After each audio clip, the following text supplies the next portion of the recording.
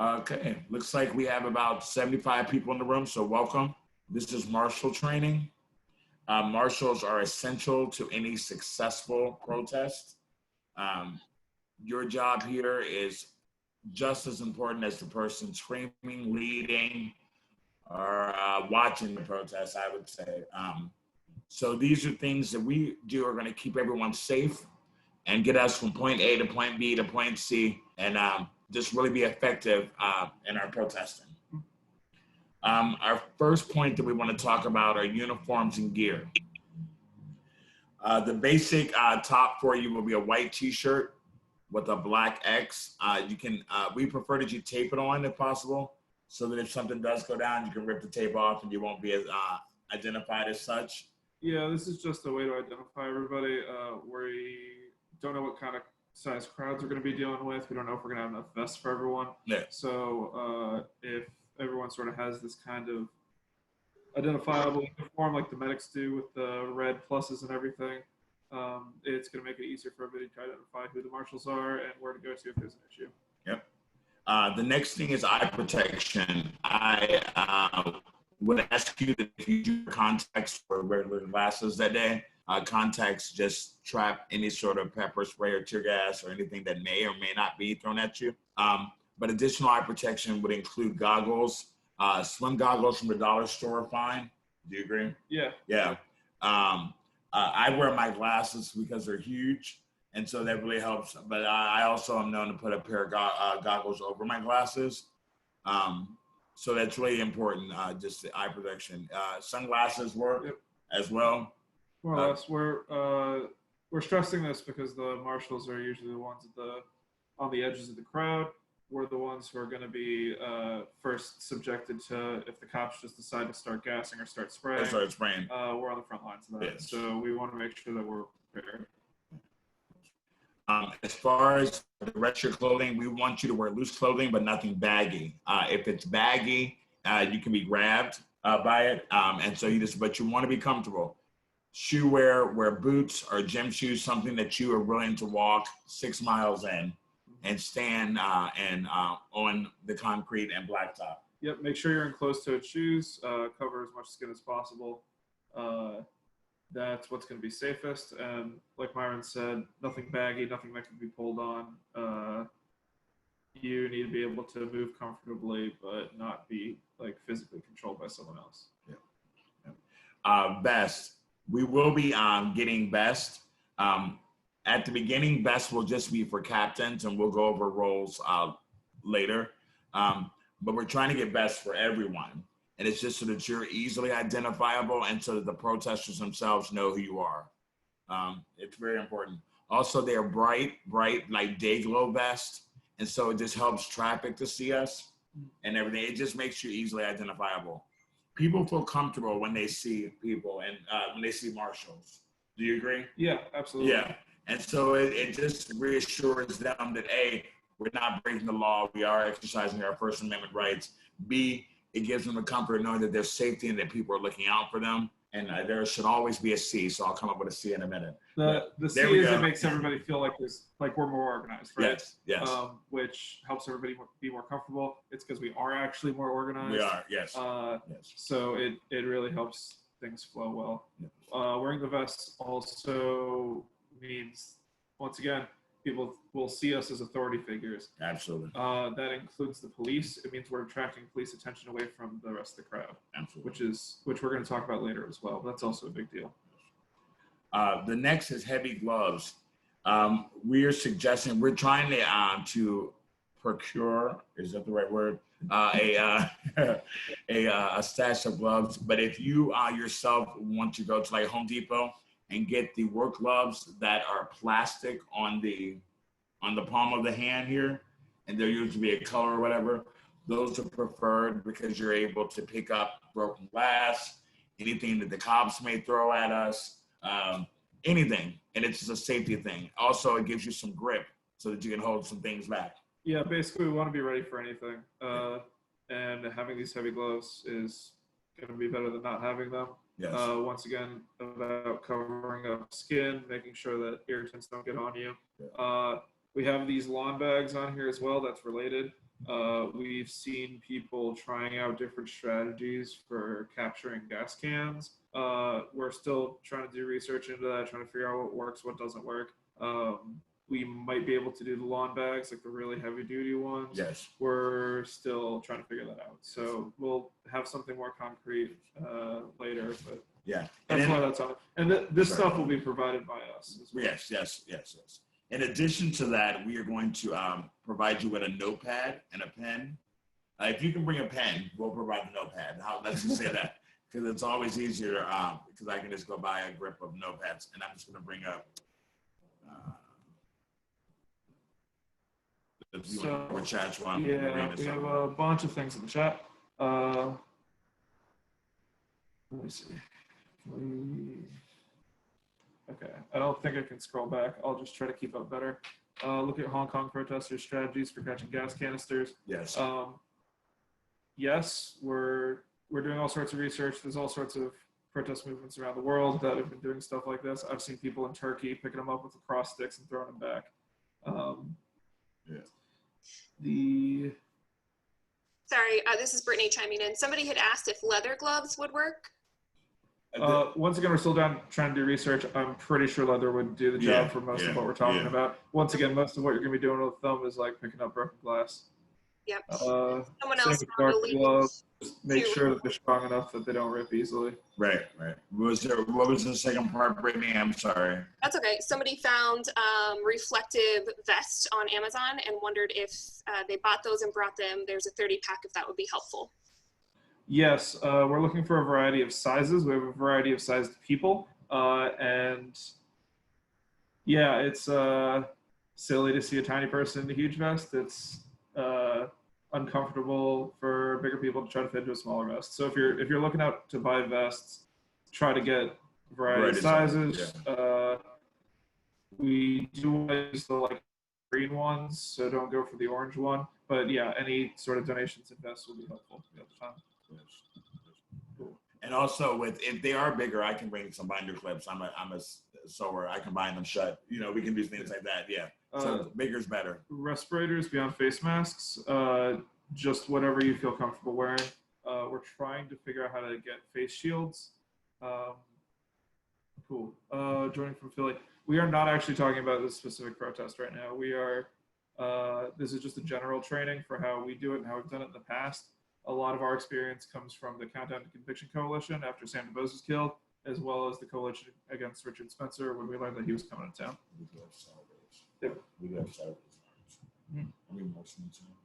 Yeah, there are marches coming up that we're gonna probably pitch at the end. There's stuff going on this weekend. Yeah. But I don't know enough details. Right. And then again with clothing, please try to wear long pants instead of shorts. I know it will be warm, but wear something a little lighter weight. But it's just for your protection. It really protects your legs. As far as prescription drugs, if you do take medication, and we will also put this out to any other marches, please bring them in a marked bottle, in a bag, so that if we are detained, and that's why we're marshaling, so no one is detained, but if something were to happen, we can get the medics with you, or we can get you your medication while you're locked up. Yeah. And do not bring anything that might be considered a weapon. And that means any sort of box cutter, any sort of, what do we call those multi-tools? Mm-hmm. Don't bring a multi-tool. Leave your brass knuckles at home. Just really be on top of that, because even sticks and signs here in Cincinnati are technically not allowed. We don't want the cops to find an excuse. Right. We do not want to, because they will see anything as a sign of aggression, and so we want to be on top of that. Cool. Yeah. All right. So we can go down. Let's move into our team structure. So this is the thing that's a bit unique about how we're doing it. Tennis rackets. I am pro tennis racket. I think anything you can. I think they're more useful than they are dangerous. Once again, don't be aggressive with it. Just use it when you need to use it. And then the next was umbrellas, right? I don't like the umbrellas personally, just because it's very. It's protecting you personally. It's not protecting the group at all. And that has a tip with a sharp point that the cops might use as an excuse. The Hong Kong protesters use a lot of umbrellas, but they're dealing with very different cops than we are. Right. Is grabbing the smoke gear illegal? I'm not gonna say whether that's illegal or not because I'm not a lawyer. Right. But yeah. So. And Olivia, very quickly, that's a yes. I'll tell everyone that the dollar store does sell those, and Home Depot sells them for like $4 or $5. So if you want to go ahead and do that on your own, I would suggest it. Yeah. In terms of organizations that we're with, I'm not currently organized in anything. I'm working in the group that's putting a lot of this stuff together. Yes. And I'm going to not answer that question. I'm sorry, guys. Let's go to teams. Just in interest of time, let's move forward. I wasn't trying to be rude, but thank you, Emily. Okay, so how we have these teams set up is basically throughout the march, we're going to have a number of different groups of marshals. The reason we're doing this is for communication and for safety, as well as making sure an appropriate amount of people react to each situation. We normally do groups of 5, so each team will have a captain, which is usually just someone who's been through a couple of these, has the experience doing it, and is responsible for the actual communication with the other teams. A runner who runs back and forth between the teams. Usually they're unmarked, not wearing a vest or anything. We're talking about having people on bikes doing this, which would be a great help, but then they're more visible. A big point is the runners are in one of the more dangerous positions for getting grabbed, just because they're the ones keeping track of the information, they're the ones moving around a lot, and they're the ones who are like keeping the whole thing together. And then there's just 3 other marshals in that group responsible for the usual marshal stuff, just crowd control, making sure everybody's safe. We're going to get into the individual duties later. We try to have 5 teams when we do this setup. When we need this setup and have a large enough march to do so, or a large enough action to do so. And based on our estimations earlier, we would like to do an additional team for every 250 people in the crowd. Right. And we were also talking, we would like to insist upon 5 teams. That really is for everyone's safety. It really just gets you good coverage, and it's just a solid team to have. Yeah. So we have names in here. Ignore those. Those are for like those were for us thinking about how we would organize something with the people involved. But it can be considered threatening. As a medical device, that's a gray area. I would suggest if you need a cane, then marshaling probably isn't the best role to play. If you don't need a cane, don't bring it. Same with the walking stick. Okay, so we have names in here. Just that was us thinking through this. The team in front, their major job is controlling the pace of the crowd and making sure that everybody's hyped up. They don't want to be too visible and sort of overshadow the marchers, but they also want to actually be they're doing the most crowd control, right? They're making sure the march slows down when it needs to slow down. Their runners are going to be running all the way to the back of the march and back to make sure that nobody's trailing off at the end. And they're going to be coordinating really closely with the lead marshal. The right side, if we're marching in the street and we don't take up the whole street, the right side is the site that's away from the road, right? It's the side towards the sidewalk. So that's usually the quietest spot to be on for any of these marches. The lead marshal is usually with that right side. Just because they're having to coordinate everything, it makes the most sense for them to not have to be focused on everything else going on too. Left flank, we have the opposite issue. They're next to traffic. If there's people in bars and stuff yelling stuff at us or coming out, we've had people try to charge the crowd from bars before. The left flank sort of catches all of that. And they have to deal with that. We'll go into the duties later. And then finally, we're gonna, with the 5-team structure, we got 2 teams in the back. The back is gonna see the most action from police. The police know to like look for stragglers. If they're trying to talk with people, they're gonna do it in the back so the media's not looking at them. The police will usually talk with whoever's in the back. So we want the teams in the back to be the most confident people we have and the most experienced captains that we have. I'll go into the pedal bikes are something that we have just been playing with adding this time. And so we've been using them the last couple of days here in the city, and they've helped to go ahead of us to the end of the block. So when we begin a block, they'll go to the end of the block and they'll start to stop the traffic. So that's been helpful. And then we also had some guys that came up to us and asked about utilizing their motorcycles. And if you do have motorcycles, they will always go at the end of your march, because just to bring up that in. Right, we want to make sure nobody's falling behind, Yes. moving away from the group. Number one priority is keep the group together. That's how we're the safest. The skeleton crew scenario is something that if you do fall short, I can't see you, Corey. Corey, we'll take your question in a second. You want to raise? Corey's raising her hand. Okay. The skeleton crew scenario is if you do fall short, deputize your trusted allies, people that you know you can trust, and then have additional runners. So I would rather you have more runners in that case than allies. So get people running back and forth and relaying messages. It's really, really important. Yeah, if you're running with not enough people, communications can be the most important thing. Yes. Corey, you want to turn off your mic?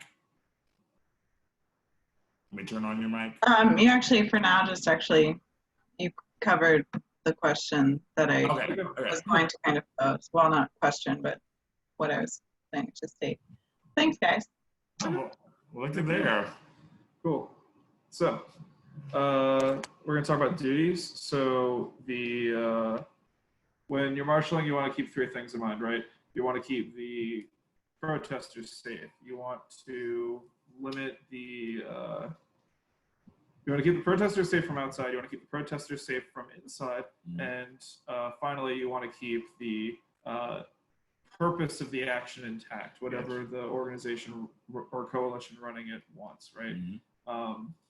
So as part of that, thinking about keeping the protesters safe from the outside, we want to have runners be relaying information between captains the entire time. Yes. Whoever's doing a runner needs to be able to run and needs to be able to do it a lot. Comfortable shoes, comfortable clothes, something nondescript, and stay hydrated. Yes. In terms of keeping the crowd safe from inside, one of the biggest things is going to be monitoring the marchers. There's going to be all sorts of people in the crowd, including people who aren't on our side. As part of that, we want to make sure that the marshals are constantly looking at the crowd, understanding how the crowd's feeling, where they're going, and any suspicious elements in the crowd. Yes. People who aren't in tune with what the goals of the coalition are, or people that are actively trying to wreck things. So you're basically going to be acting as a buffer, and a buffer between the two people. And an important part about that is just not to panic, because you will see some things that you will question that may initially concern you or worry you, but you have to keep a level head, because that information needs to be relayed so that we all can be aware of that, so we can let people know and keep people safe. Yeah, so the biggest thing is about de-escalation, right? That's what this keep peace diffuse situation is. We aren't cops. We aren't trying to escalate situations. We're trying to de-escalate situations. We're trying to diffuse things when they come up. Whenever someone enters the crowd, the quickest way to diffuse things is to just show up and not engage with them, and bring a couple people to the area. They'll calm down. If they don't calm down, then we move them out of the area. Yes.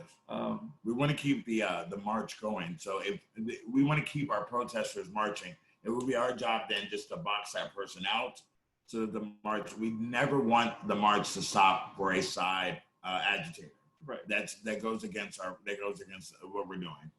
Okay. Wait. Shoot, how do you do that? I don't know. So I'm accidentally scrolling. Yeah, there we go. Okay. Yeah, we'll do this right left flank thing at the end. We're gonna keep talking about bad actors in the crowd. But another point on distractors, so people from the outside trying to attack the crowd or interact with the crowd, we don't want to go out and engage with them. That's escalation. We want to just keep the marchers moving. And if needed, we sort of bubble them around whoever's trying to distract. Also, someone just texted me a note. Always keep your eyes up. And first of all, it's a sign of confidence. And B, it lets other people looking at you know that you're looking. Yeah, don't be looking at your phone. Yeah, that's a big part of it. So phones will be down. Just look up. Thank you, Corey. That was Corey's point as she texts me again. Corey is one of our marshals, one of our experienced marshals. So she's helping us out. So about the phones thing, that's one of the reasons we're using the runners. It sucks to be having to constantly look at your phone. It sucks to be trying to listen to stuff while everybody's chanting. The runners are personal. They're in your face, and we can get them from place to place quickly. In terms of arrests, once again, this is a threat from the outside, just like any other. If a cop tries to grab someone, you grab onto them too. You grab them. That is not resisting arrest. That is not hindering arrest. It is your right to hold on to your friend and prevent them from being pulled away. That is your right. We need to know that, okay? Okay. And we also need to, while we're here, can we talk about white allies real quick? Yeah. Especially if you are a person, a white ally that is marshaling, I need you to throw your body in front of a brown or black person that is being pulled away from the crowd, in front of a woman. It is our duty to protect each other, and that's very, very important. It helps to diffuse the situation. A lot of time cops will jump back when they see a white face. It just happens to be the world that we live in. So be willing to, if you're not going to do that, I would rather you not be a marshal, okay? Right. And understand that that's not... It's not, you're not bringing law. You're not bringing the law. Understand it's not like bulletproof. Like they're still willing to beat the shit out of people. Yes. But definitely hold on to someone. Do not assist them in taking your friends away. Hold on to them. Yep. All right. We talked about the tear gas. We're trying to find out containers that'll work for that or whatever. If someone says help whoever's getting arrested, if people are trying to get arrested, they need to be pointed, and they need to be pointed out, because there will be people in the march, in the protest itself, that want to go rogue in so many ways, and that includes throwing bottles to agitate people, to agitate the cops. I need you to point them out, and we need to sit them down. That doesn't mean they can't be a part of the march, but point them out to people so that we can talk to them and keep them moving. Remind them that's not what we're here for. That's not a part of that process. And we're specifically talking about an arrest scenario. Yes. If white people are like going to the front to take up space, that's not cool. Don't let that happen. But that's not an immediate danger the same way that someone getting grabbed by cops is. For cars, we've so this is a good question. Are there any specific things we can do beyond using our bodies to intervene in progressing arrest? Are there things to say? Cops don't care what you have to say. If they did, we wouldn't be in this situation. Right. They do have a respond to cameras, so that is a point to pull out your phone and start to tape. Pull out your phone, but keep helping. We are going to have legal observers. They're going to be watching. They're going to be recording things. Our job as marshals is to be physically defending people. Once again, things to say, really don't rely on it. If you're going to say things, if you're going to try to assert that what someone is doing is legal, do it while you're helping pull them back. Yes, don't pull them back. Yeah. Yeah, that's the important part, is to pull them back. And get other people in the crowd too. Yes. Yeah.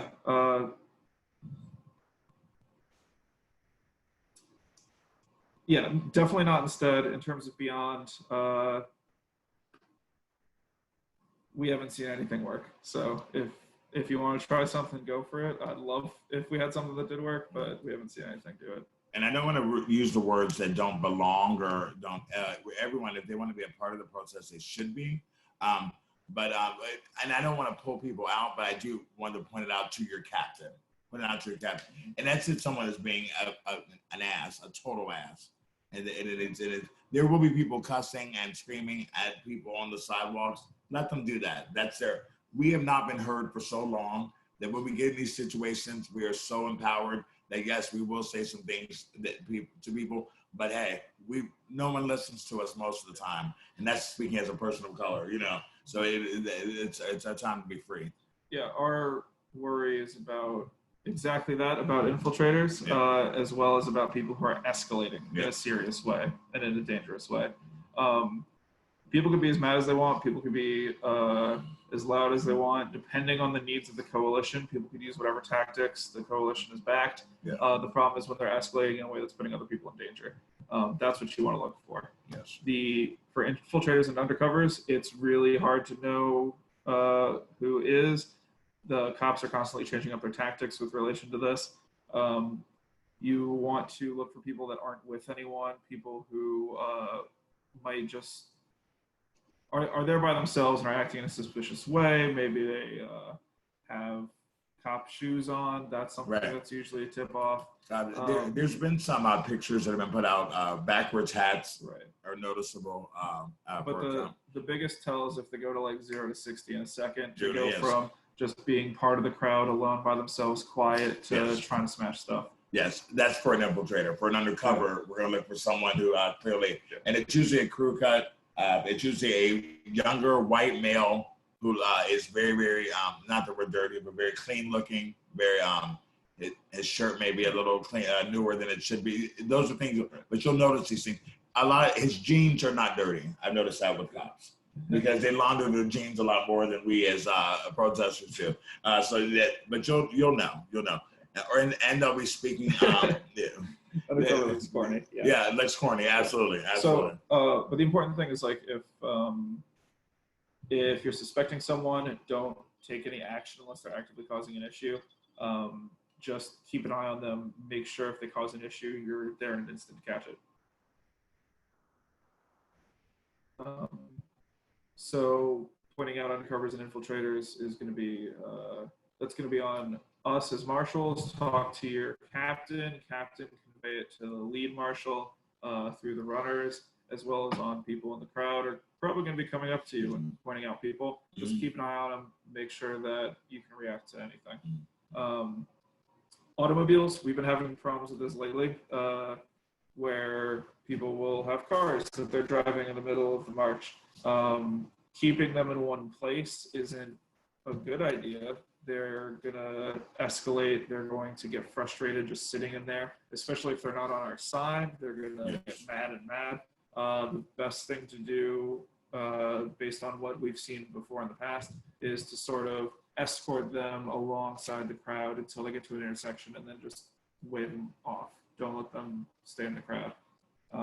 But get them out as quickly as possible where he's still safe. And get them to the next intersection. And that's when the whole team will be utilized. Your whole marshal team will be utilized.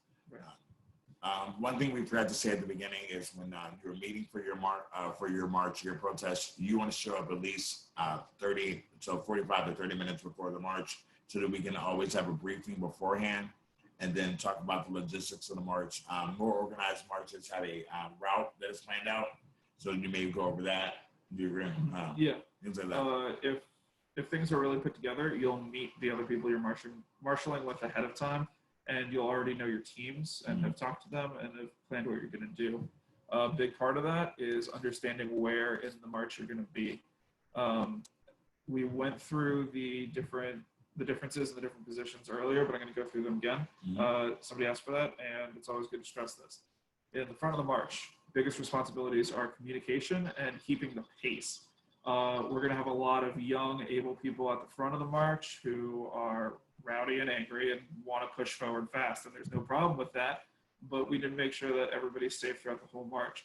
Back in the march, we're going to have kids, we're going to have older people, we're going to have people who can't keep that kind of pace, and the marshals at the front of the march are going to be responsible for making sure that everybody's moving slow enough that we don't have anyone tailing behind. Because we definitely don't want kids to be in back, like not being able to keep up and going off on their own. If you live in Cincy and want to be a marshal or a runner, once again, I'm going to share my contact information at the end of this, and I'll be coordinating that as we need them. So front of the march is about communication and keeping pace. as well as about like understanding the media is going to be at the front of the march mostly, and understanding that's sort of the position you play. Stay to the wings, let the people who are in the front get the camera space, let them talk to reporters or whatever the needs of the coalition are, and yeah, just make sure everybody's safe up there. In the back, we have the opposite problem. You're going to be sort of shooing people to keep up with the rest of the march. You're going to be talking with your runners, having the runners be running up to the front to tell them to slow down. The runners are going to be having runners run back to you to ask you whether or not they should be slowing down. You're going to be in constant communication with them, and you're also going to be the one talking to cops the most. The cops are going to be tailing the back of the march, trying to talk to people, trying to get information. If you're talking to a cop, once again, we're trying not to escalate. If they're asking you a direct question, give them a direct answer. The answer does not have to be true. The answer does not. If they give you a command, just yes man them. Just get out of the situation as quickly as possible, and don't give them any information that you don't have to give them. A lot of times I've had situations where cops tell me to get the march off the street, and I'm like, yeah, sure, and then I don't do anything. Totally fine. Just get them out of your face. And once again, don't give them any information you don't have to give them. Stuff like routes they use to plan how they're going to do their thing. They might look for choke points and try to cut off the march or split the march at some point down the line. And giving them the information about the route helps them do that. Stops. Stops should be planned by the organization or coalition planning the march. This was honestly one of the problems with last Sunday, is that the marshals weren't really sure what to do, and the organizers didn't go through what the actual plan for the march was. That was a dangerous situation for everybody. It went well, like it turned out pretty okay, but the idea of stops and the route itself, it was extremely lucky. The idea of stops and the route itself and any activities that happen during the action should be coordinated by the organization or the coalition putting the action on.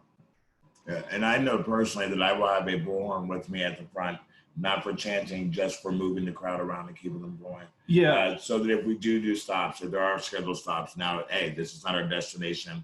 We're moving on. You know what I'm saying? Just to get, because people will be in the moment at a particular stop. And when it's time to go, we as marshals have to wrangle everyone together and get them moving. Right. So that's the front and the back. In terms of the flanks, so left flank in a smaller march is, and just in how we want to set things up consistently so that we're prepared for smaller marches or larger marches, is that the left flank is towards the street side, which means they're the ones who are going to be ready to deal with outside agitators, with people like coming out from bars trying to distract us, a lot of things like that. We don't have helmets for marshals. If you would like to bring one, I got no problem with that. Wear whatever you feel comfortable wearing.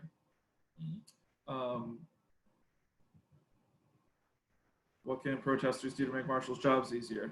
Talk to them. Yeah. Talk to them, keep the energy up, keep them engaged. Listen when they tell you to do something. They're in constant communication with each other. That's one of the biggest things we've stressed is communication. The marshals are all in communication with each other. They know what's going on in places of the march that you don't. They're not giving you orders to try to tell you what to do. They're giving you orders to try to keep everybody safe. Marshals at the left flank, once again, responsible for people outside trying to come in, responsible for most of the crowd control. If the crowd's trying to spill over and we haven't gotten word that that's something that we want to do or try, if we don't have the numbers to actually maintain that, then the marshals on the left flank are going to be responsible for making sure everybody stays to the correct side of the road, as well as just other crowd control stuff, making sure that we're not getting too thin, too spread out. Communicate with the other marshals. The left flank is probably going to have really good visuals on everything that's going on. Marshals on the right flank are not going to be doing a lot most of the time. They are going to be right up next to whatever shops and sidewalks are there, and they got to look out for that. But other than that, that's where the head marshal is going to be. They're going to be managing communication between everybody else. In terms of your group itself, You want to always be within earshot of the other marshals in your group. You need to be able to mobilize at the drop of a hat. This chart here is the plan. Things don't go to plan. Ever. The vast majority of teams that should be in the same place at once is 2, which is 10 people, which should be more than enough to cover any problem we have. So don't have everybody rush over, send runners if you need more people. And the head marshal should be able to figure out who's best to move over to your situation. Once again, that's why we have the runners. Things can happen quickly, things can happen easily, and things can happen without people paying attention. And for larger marches, just imagine this being a city block. You know what I'm saying? So you'll have your 2, you should have a team within each city block. And one team, as you're moving through, you should be able to look back to the beginning of the block and see another team if you're in the middle. You guys understand what I'm saying with that? Yeah, you should always see the other 2 teams around you. So that's why we're talking about 250 people. If this block in the middle here gets stretched out as the crowd gets bigger and bigger, we're just going to add more teams on the sides. Yeah, on the sides. Right. And then the lead marshal will be whatever middle team in the right flank. Yeah. And so we talked about communication. We talked about sending teams over. Stay calm, cool, professional. You, as a marshal, are not there to be chanting. You're there to be making sure that everybody's safe and empowering everybody else to do the chanting, to do whatever speaking that they need to do. Focus on the job of keeping everybody safe. That's the biggest thing. You want to be there, you want to be professional, and you want to de-escalate any situations that come up. Pretty much the opposite of cops. Cool. So looks like we're close to the end now. Do people have more questions? If not, we can start running through like some scenarios if people want to do that. Okay, what responsibility do we have if marchers need health-related things or we have drop out? Yeah. So this is 2 very different questions. Yeah. Health-related stuff. Medic teams are going to be throughout the crowd. You should know where a medic team is at all times, and a medic team should be near you at all times. We're coordinating with the local medics to try to figure out what the best strategy for that is, but just know where a medic team is. And if someone needs medical help, get the medical team over there as soon as possible, and then send a runner to the lead marshal to try to coordinate where everybody is. Yes. Is it appropriate for white owls to volunteer for marshalling duty? I am white. I marshal all the time. I lead marshal all the time. Yes. Being a marshal is not about visibility. It's about keeping people safe. We're the ones in front. Anyone can marshal. It's not a. It depends on the organization or coalition hosting it. How we've done it is we don't. Right. There's no discrimination. Yeah. There's none, and there shouldn't be. Yeah. Right. In depth on how to go over routes at the March protest. Corey's a good point. Just want to go more in depth. I go over. It's by the organizers of the March rally. Best case scenario is the organizers have not publicized what the route is. The marshals at the front of the march and the head marshals should know what the route is. The fewer people know, the better. Once again, if the cops are talking to you in the back and you don't even know what the route is, right? You're not lying. Yeah, you're not lying. And then if marchers want to drop out, they drop out. If marchers want to drop out, they drop out. If they're on the fence, we don't want them to. Yeah. We want to keep the crowd as one unified whole. That safety in numbers, we're safest if we stay together. Every time we get split up, that's when people get arrested. That's when people get arrested. That's when people get tear gassed. And that also goes back to another duty of us is to keep people chanting and it keeps their morale up. Yeah. So that that was another one of the problems this Sunday is we had huge groups of people leaving in the middle of the march. Part of that was just because the march was wandering. Part of that was it was a long march. It was like 3 hours, and people needed to drop out. And instead of bailing, they just left in huge groups, and the rest of the march went on. How do we keep people chanting? We're not going to chant consistently, but just respond to the chant. People around you will respond to the chant immediately. Yeah. If things start to get quiet, do 1 or 2 rounds of a chant that isn't a call and response. It's just the same thing over and over, so that other people pick it up and keep going with it. various police escalations, arrest tactics, kettling. So if things go according to plan, we cannot get kettled. That's a big part of this. Yes. Is the kettling happens when you have a small enough group that can be surrounded by the cops. If you are a giant rectangle with security on all sides, the cops aren't going to be able to surround you. And they won't. And if they start moving in to do so, tell the head marshal, and we got to change direction. Yeah. And that's going to be on them to try to figure out. In terms of other escalation and arrest tactics, once again, staying as a huge group is our safest bet. Yep. And that any edge situation is going to be handled, is going to have to be handled on the fly. We can't prepare for everything. It's about being adaptable. My contact information, my phone number for people that need it. Actually, I'm going to also put it in the chat while I'm saying it. My phone number is 513-646-6497. If you text me like an email address and your name, or whatever contact information is best for you, I can reach out to you when we start organizing these. If you've been in actions before, I would love to talk with you about that. We could get captains. We introduced at the beginning. I'm John. And I'm Myron. Yeah, so I'll reach out to you if you have experience doing stuff. I'd like to talk to you about it. We need captains, but we also need everybody else. If you prefer to be a runner, or prefer to be a regular marshal, or prefer to be in a specific one of the groups on the perimeter, let me know, and we'll try to coordinate based around what your needs are and what you feel comfortable doing. Yep. Any other questions?